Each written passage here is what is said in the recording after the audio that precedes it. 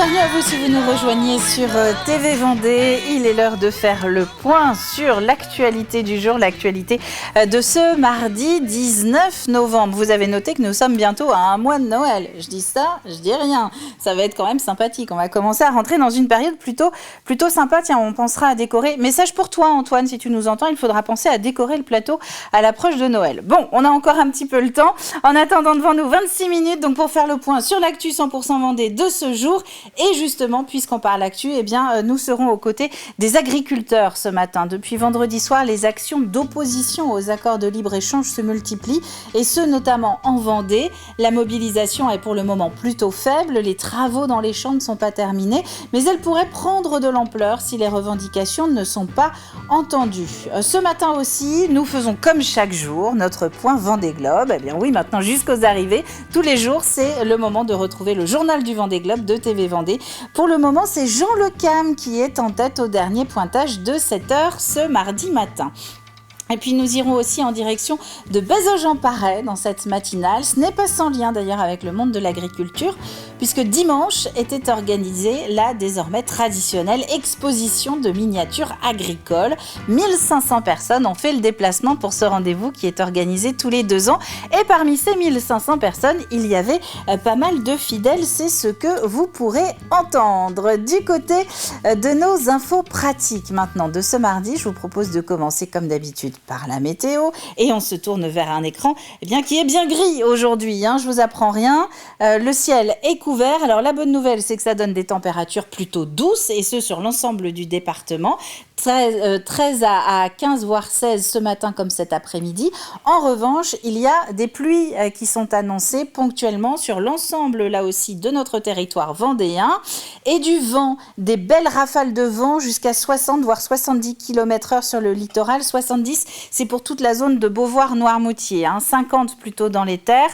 Cet après-midi, ce vent va faiblir, il va quasiment disparaître dans la soirée, mais d'ici là, donc ne soyez pas surpris si vous avez les cheveux qui se décollent. La mer qui commence à baisser. Nous sommes là du côté des horaires de marée de ce jour. Elle sera au point le plus bas à la mi-journée, à quasiment 13h. Et la prochaine marée haute, elle sera dans la soirée à 19h avec des coefficients encore assez élevés, 83 et 77. Puis c'est vrai qu'on le dit, mais il est bon de le répéter. Ce sont les horaires ici des marées au Sables-d'Olonne. Vous avez un léger décalage qui frise quasiment la demi-heure. J'ai cru voir ça en préparant l'émission. Si vous êtes plutôt du côté de Noirmoutier. Donc là, quand on vous donne les horaires de marée, c'est vraiment les horaires au niveau des Sables-d'Olonne. Notre carte des marchés. 3 petits rendez-vous à souligner aujourd'hui. Enfin, 3 petits, non, 3 importants, puisque Châlons, c'est le mardi, le grand rendez-vous pour les commerçants de plein air. Vous avez jusqu'à 13h pour aller soit aux halles, soit dans les rues adjacentes. Et puisqu'on parle de Châlons, notez également le 3 décembre dans vos tablettes. Ce sera le jour de l'inauguration des nouvelles halles qui seront désormais ouvertes à partir du 3 décembre, 5 jours sur 7. Chantonnay, c'est jusqu'à 12h30, ça se passe place de la Liberté, et La Roche-sur-Yon, comme d'habitude, c'est aux halles jusqu'à 13h. Au niveau de notre éphéméride du jour, eh bien, nous pouvons souhaiter une bonne fête aux Tanguy, aux vrais Tanguy, ceux qui se prénomment Tanguy, pas ceux qui restent à la maison, ainsi qu'aux Raphaël au masculin. Un petit dicton à la Saint-Tanguy, jamais vent ne languit. On passe au journal.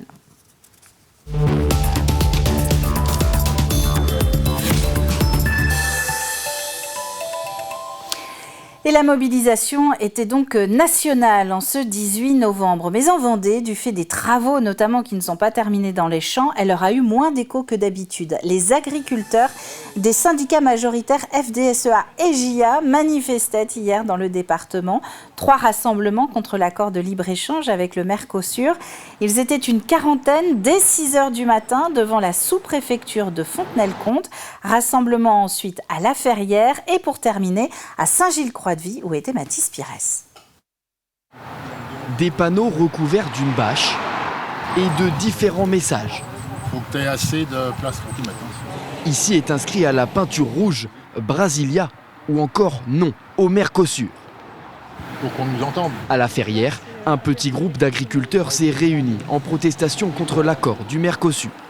Celui-ci pourrait bien mettre en péril leur travail. Si jamais il vient s'en importer de ces pays-là, demain ça pourrait devenir problématique. Enfin, sur le marché, on serait en concurrence avec de la viande un peu forcément moins chère et de moins bonne qualité comparée à celle qu'on produit en France. S'ajoute à ça le mauvais temps des derniers mois.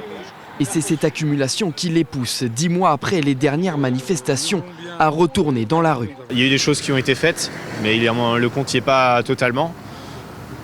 Il y a des choses qui vont se faire encore, mais voilà, on souhaite aussi remettre en alerte le gouvernement de dire si vous voulez que l'agriculture française continue d'exister, si vous voulez qu'il y ait encore de l'activité économique dans les communes, eh bien il faut suivre les mesures qui avaient été proposées. On a choisi de démarrer doucement. Après, si on voit qu'il n'y a pas de signe positif, il y a d'autres actions qui pourraient être menées. Ouais. À Saint-Gilles-Croix-de-Vie,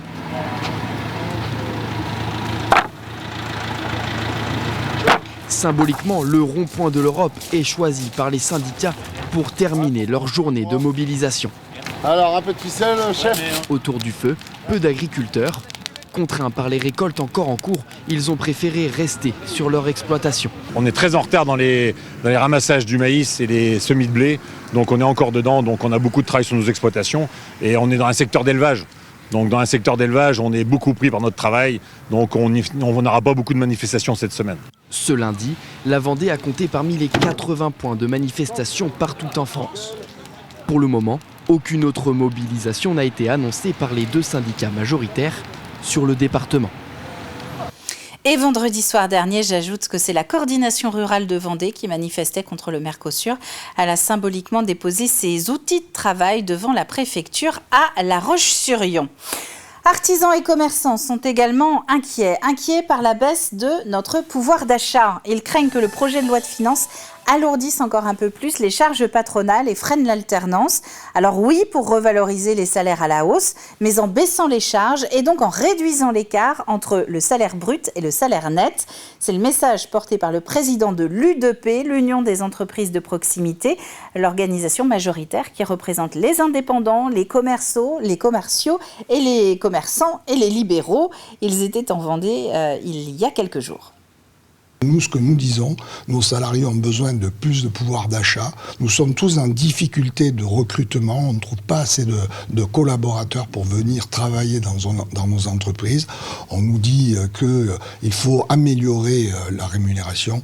Et pour ce faire, il faut qu'on baisse le niveau des cotisations sociales pour que le salarié puisse avoir un salaire plus élevé. Effectivement, il y a des difficultés, mais voilà, on est quand même des territoires en Vendée, donc qui nous permettent en fait d'avancer et donc une activité correcte. La grosse difficulté, donc, c'est la difficulté de recrutement. Voilà, on est des entreprises de 1, 2, 3 salariés. Il suffit pour une raison quelconque, soit départ à la retraite ou quelqu'un qui change d'activité, la perte d'un salarié, mais tout de suite, ça peut être une perte de 50% de productivité. Voilà, le personnel au jour d'aujourd'hui est un enjeu très important. Alors qu'en est-il de ce projet de loi de finances ? Eh bien, l'Assemblée nationale a rejeté mardi dernier la partie recettes du texte. L'examen s'est donc arrêté. L'ensemble du PLF a été considéré comme rejeté. Le gouvernement va donc transmettre maintenant son texte initial au Sénat, accompagné des amendements votés par les députés. Un mot aussi du Salon des maires et des collectivités. Il ouvre aujourd'hui à Paris, un salon placé sous le signe de l'accélération et de la finalisation des projets en cours. La fin du mandat approche. Les prochaines élections municipales sont prévues en mars 2026.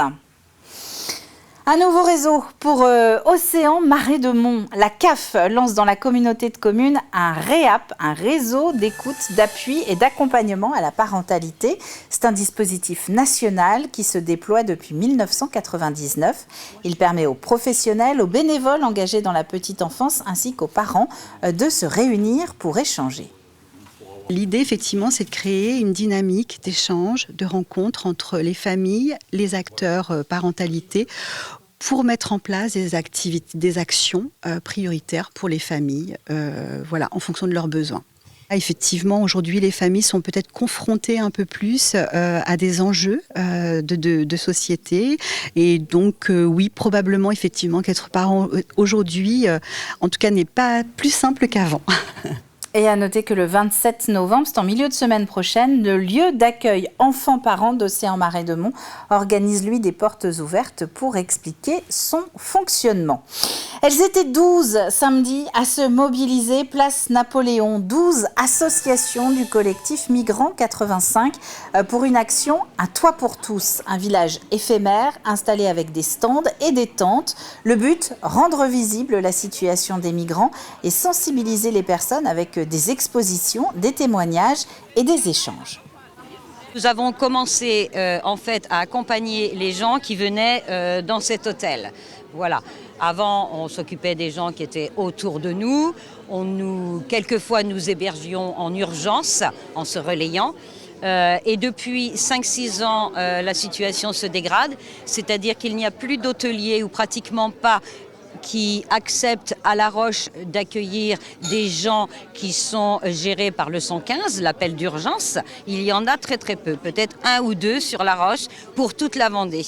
Alors maintenant, le 115 envoie de plus en plus loin. Plus récemment, donc, nous avons des jeunes mineurs qui viennent dans nos permanences, qui donc sont arrivés souvent au moment de l'été de Paris, justement, on en a plusieurs qui ont été reconnus mineurs à Paris, mais du coup, c'est vrai que Paris, donc, avec les Jeux Olympiques, a rapatrié dans les départements qui avaient peu de mineurs, du coup, qui les ont donc envoyés sur notre département.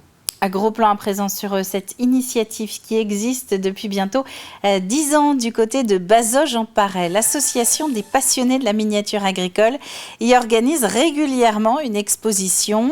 Dimanche, c'était la 9e édition. 32 exposants, 45 bénévoles étaient présents. 1500 visiteurs ont fait le déplacement. Louise Viager. Des tracteurs et des engins agricoles à grande échelle et en pagaille, l'exposition des miniatures agricoles a rassemblé tous les âges, l'occasion de venir en famille. Ils sont toujours après parler de tracteurs, ils connaissent toutes les marques de tracteurs, que sur la route, ils disent toujours « Ah tiens, c'est un John Deere, c'est un Ford, c'est un... » Moi je connais rien, mais eux ils connaissent toutes les marques, donc... J'adore l'agriculture depuis tout petit et... je collectionne les miniatures. De tout découvrir, tout le matériel agricole en miniature, c'est superbe. C'est vraiment réalisé au point de vue exactement la réalité. Proposer des objets au plus proche de la réalité, voilà le but des 32 exposants venus des 4 coins de la France. Mais il y avait des absents retenus dans les exploitations à cause des mauvaises récoltes de cette année. Ça fait un peu réel quoi, quand on regarde... Là, on voit le garage. Après, si on voit mon diorama, il y a les pendages, les récoltes. J'ai fait les récoltes un peu humides parce que l'automne a été un peu humide. Il y a une moissonneuse qui est embourbée. Après, il y a un chantier de terrassement. Faire un peu de tout.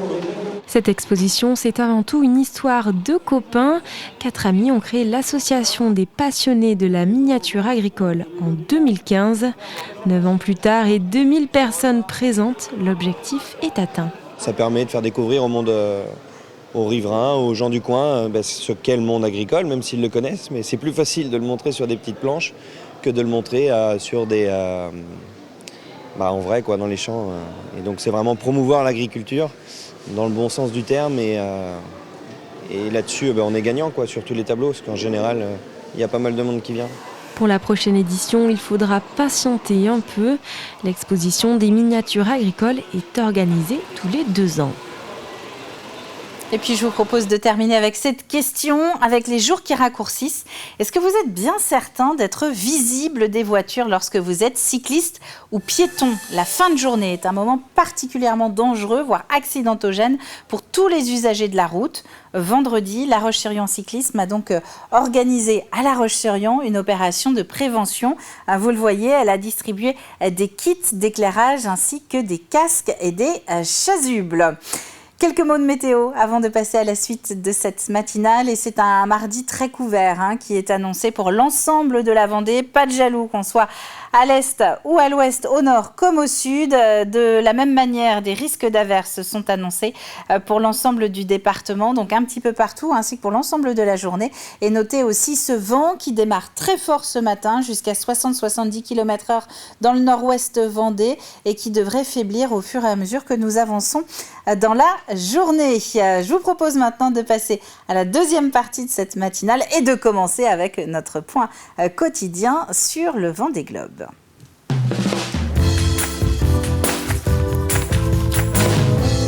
Et oui, puisque nous avons laissé hier un Louis Burton un petit peu abattu sur son IMOCA qui était fendu sur une bonne partie de la coque.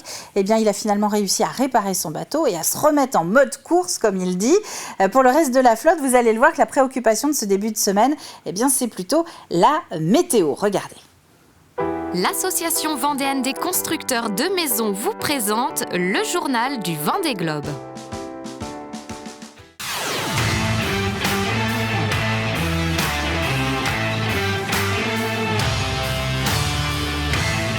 C'est lundi, deuxième semaine.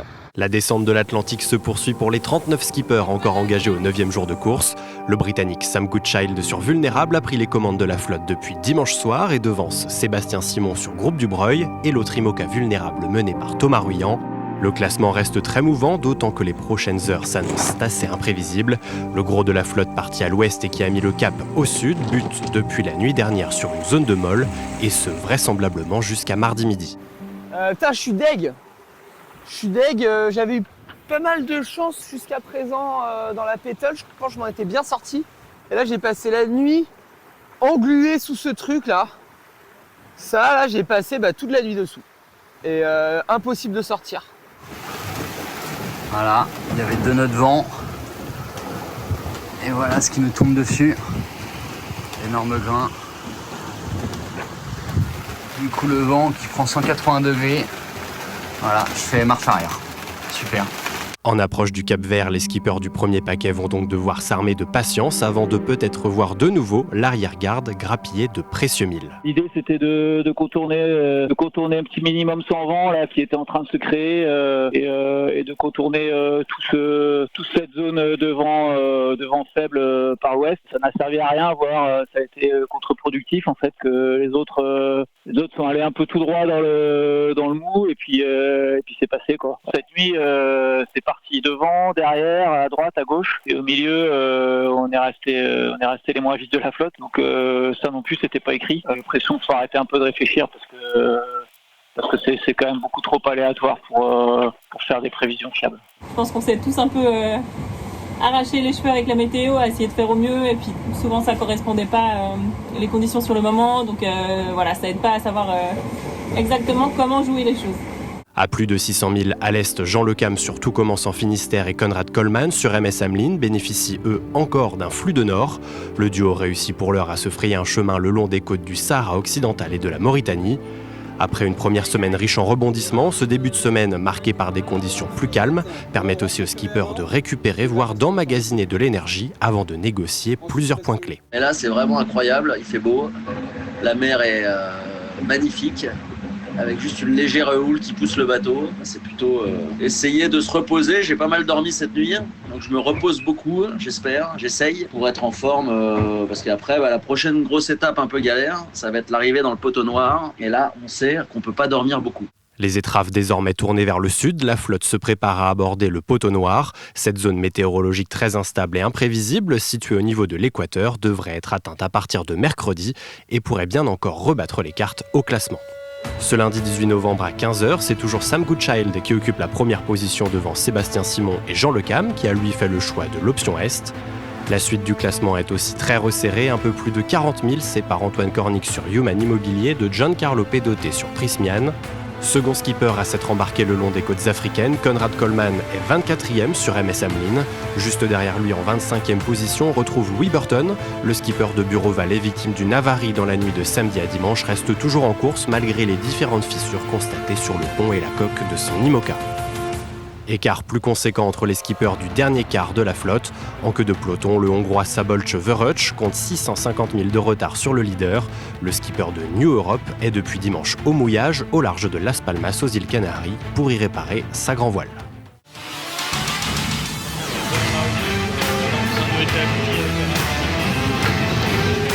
C'était le journal du Vendée Globe par l'Association vendéenne des constructeurs de maisons. Et le programme, le classement plutôt, a quelque peu changé depuis l'enregistrement de ce journal. Ce matin, c'est Jean Le Cam qui est en tête de la flotte. Il est toujours suivi de Sam Goodchild qui n'est pas très loin derrière lui, suivi de Sébastien Simon ainsi que de Thomas Ruyant. Le prochain classement, c'est à la mi-journée. On va faire un petit peu d'écho, tiens maintenant.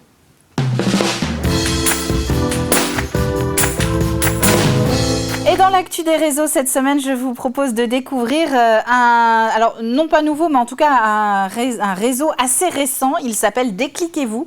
Il est né il y a quelques mois au Sables d'Olonne et il est destiné à toutes les femmes qui veulent entreprendre, mais qui n'osent pas forcément le faire. Il y a une petite mise en garde par l'association. Personne n'est obligé de monter son affaire, mais quand on le fait, c'est quand même beaucoup plus simple de se faire accompagner. Écoutez. Nous, l'association Décliquez-vous, on accompagne, on aide, on motive. Enfin, encore une fois, je mets bien entre parenthèses, on ne force pas. C'est pas une association pour forcer les femmes à entreprendre. Parce qu'on m'a fait un peu parfois le reproche de me dire oui, les femmes ne sont pas forcément toutes obligées d'entreprendre. Non. Enfin, c'est juste celles qui ont une petite lumière dans la tête, une petite envie, quelque chose qui les titille et qu'elles ne savent pas par où commencer en fait. Celles qui justement se disent « Oula, j'ai envie mais je ne sais pas comment structurer mon projet ». C'est aussi pour celles qui n'ont pas fait école de commerce par exemple. Parce qu'elles ont envie, elles ont une idée, mais elles ne savent pas ce que c'est qu'un business plan. Et qui se disent « Ah là là, elles vont aller voir sur Internet, mais ce qu'il y a sur Internet c'est tellement énorme ». Qu'on se dit, oula, par où je vais commencer, je ne sais pas comment structurer mon projet. Donc, nous, on va leur donner confiance en elles, donc elles vont pitcher, on va un peu les challenger. Alors, pas que l'association, mais les femmes qui seront présentes dans les événements, elles vont se tester, vendre leur projet. Hier, il y a une femme qui a dit, donc moi, en fait, quand elle a pitché, donc moi, je viens là, c'est pour l'entreprise de mon mari. Ok, et j'ai dit non, c'est pas possible. Non, c'est pas l'entreprise de ton mari. Tu travailles, tu fais tout. Alors je donne pas son nom parce que je dis tu fais tout quand même. T'es avec lui, c'est vous deux. Et en fait, comme ça s'appelle le nom de l'entreprise, c'est masculin en fait. Le boucher par exemple, pour pas donner. Si l'entreprise s'appelait le boucher, et bien en fait le fait qu'elle fasse la com, le fait qu'elle aille au rendez-vous. Le fait qu'elle fasse du réseau, qu'elle fasse de l'administratif, mais en fait, c'est l'entreprise de son mari. Et en fait, c'est dommage. C'est dommage de penser ça, alors que... Donc, en fait, moi, c'est plus ça, en fait. C'est plus ce côté avoir confiance en soi et aller et assumer que ce sont des chefs d'entreprise, en fait. Et si vous êtes intéressé pour en savoir plus sur Décliquez-vous, eh bien déjà rendez-vous mardi prochain parce qu'on y reviendra. Et notez que le prochain petit déjeuner de ce réseau, c'est le 6 janvier 2025. On passe à la télé.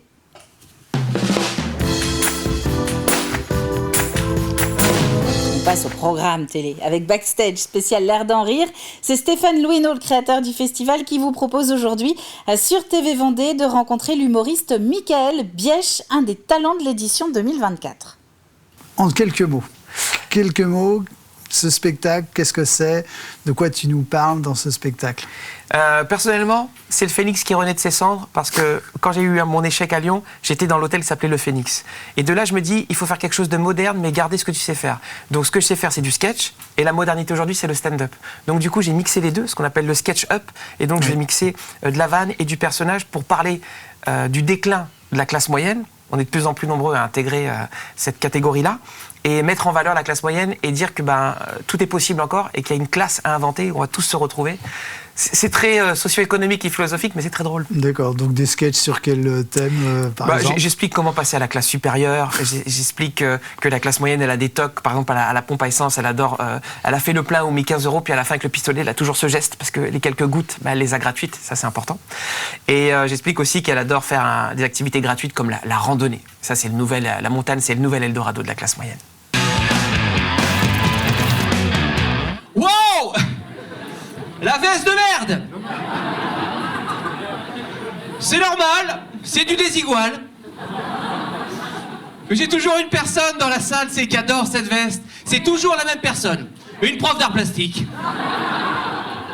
Mais le problème, c'est que ça se vend, messieurs, dames. J'en ai acheté 2, des fois qu'on me la vole. Déconnez pas, ça faille arriver. C'est un mardi, une ruelle sombre, il y a un mec qui me raquette, il prend ma veste, il passe sous un lampadaire, il me la rend. Et le reste, c'est sur tvvendée.fr. Un mot du jeu avant de se quitter. La question, regardez les images et dites-nous cette semaine dans quel parc nous avons tourné ce reportage. Son ancien propriétaire fait des études de médecine à Paris au début du 19e siècle. A gagné un panier garni de la ferme des Coux qui élève des cerfs et des parthenaises du côté de Chambéry. C'est la fin de cette matinale. Je vous fais des gros bisous et je vous dis à demain, 7h. À demain!